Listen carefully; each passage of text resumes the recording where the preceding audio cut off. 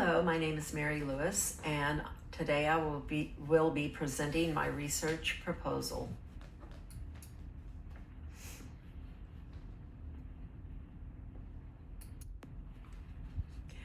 For today's presentation, I will go over the background of my proposal, the research question, the variables, the demographics, my hypothesis, and my conclusion.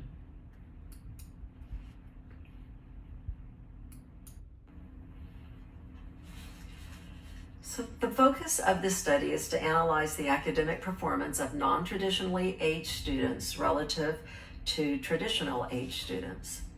Where there's plenty of research on higher learning among traditional students, there exists sparse research in regards to middle-aged and senior age students. We will attempt to determine whether there's a significant relationship between age and academic success within non-traditional students groups, and whether their performance is significantly different from that of traditional students. Increasingly, the undergraduate population of many colleges are starting to include a noticeable sector of non-traditional age students.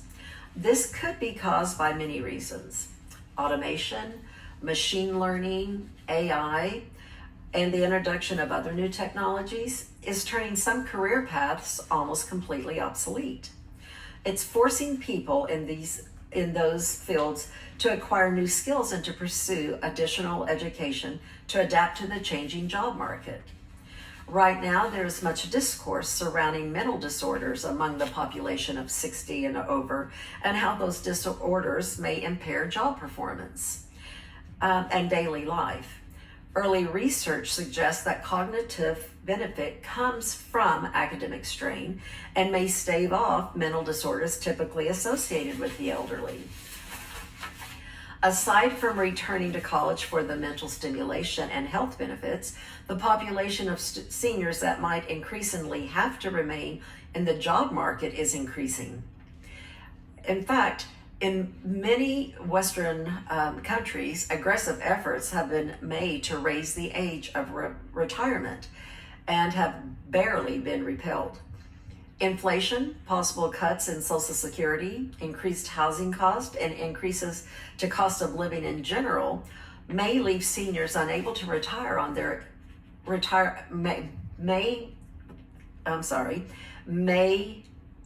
leave seniors unable to rely on retirement alone. Sorry about that.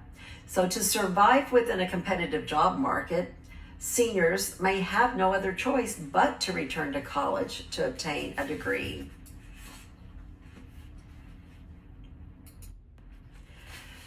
The research question I am posing is, does the age of a student have a relationship to their GPA? So the extent in which the scenario will increase the percentage of non-traditionally aged students in regard to the population of college is unknown. However, universities still need to be prepared for this demographic shift. There's a number of questions that still need to be addressed in preparation for this. What are the indicators for non-traditional students for academic success? For those with no prior degree, is high school performance still a predictor? What type of degrees are usually pursued by this demographic of student? There are many more questions to ponder, but before we consider them, it's important to analyze how non-traditionally aged students are performing currently. Specifically, considering GPAs as a typical measure of academic performance, does the age of a student have a relationship to their GPA?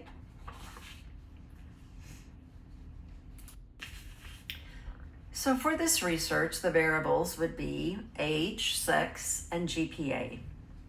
Whether or not GPA is entirely indicative of the grasp of the material from a course is debatable, but it remains the most highly and widely accepted measure of academic performance.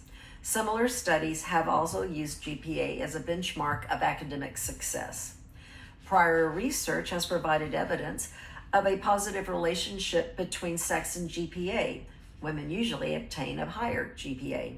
So that's another variable that would have to be observed. So the demographics of the study would be traditionally aged students, middle-aged students, and the non-traditionally aged students. So the fall term GPA would be recorded and divided into those three groups.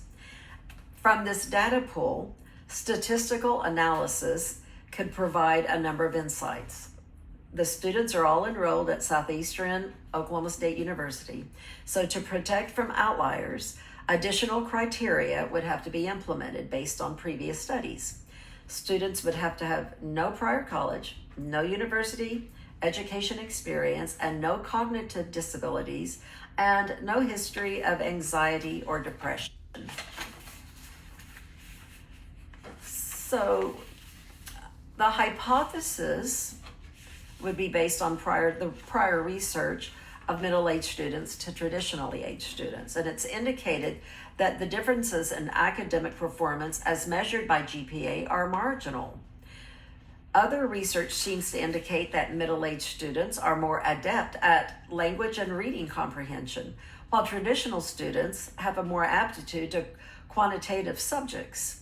I hypothesize that a significant relationship between age and GPA exists and believe that the significance will be the strongest when comparing the traditional middle-aged student and non-traditional age students with the GPA age relationship within their respective groups, and significantly less relevant.